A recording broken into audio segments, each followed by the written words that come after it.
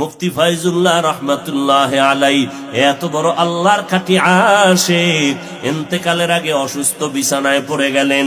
Doctor আইসা টেটিস্কোপ যন্ত্র কানে লাগাইয়া বুকের উপরে ধরলো। ডাক্তার একটা চিৎকার মারিয়া বেহুশ হয়ে গেল।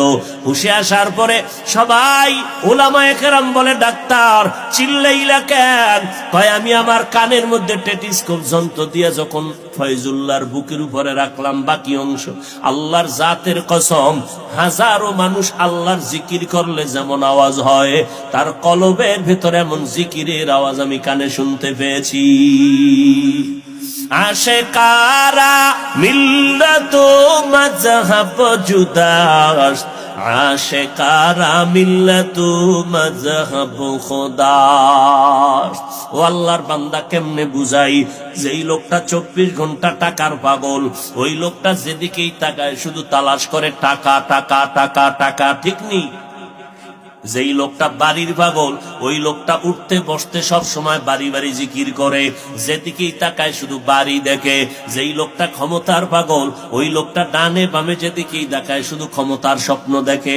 দুনিয়াতে যদি এমন অবস্থা হয়, তাহলে আল্লাহর যারা পাগল হবে, আশেক হবে, ওই বান্দা কেন যেদিকেই তাকাবে সেদিকে আল্লাহ দেখবে না? ওই বান্দা যেদিকেই তাকাবে আমার আল্লাহকে তালাশ করবে। আল্লাহ বলবে, বান্দা আমার সাথে যদি তুই মুলাকাত করতে চাও, মৌতের পর্দাটা ভেদ করিয়া, মরণের পর্দা ভেদ করিয়া যখন আসবি, আমার সাথে রাস্তা ক্লিয়ার হয়ে যাবে। কিয়ামতের ময়দানে আল্লাহ বলবো, আশেকের দল, তোদের কোনো হিসাব আমি নিব না, তোমরা তাড়াতাড়ি যাও, আরশে আজিমের নিচে ছায়ায় গিয়ে তোমরা আশ্রয় নাও। আমার মায়ার নবী যখন জান্নাতে গিয়ে তালা খুলবে, তোমরাও তার সাথে জান্নাতের ময়দানে যাইবা। এবার আমার আল্লাহ জান্নাতীদেরকে বিনা হিসেবে আশেকদের জান্নাতে দিয়া জান্নাতের বিচার শেষ করিয়া যাবে জান্নাতে।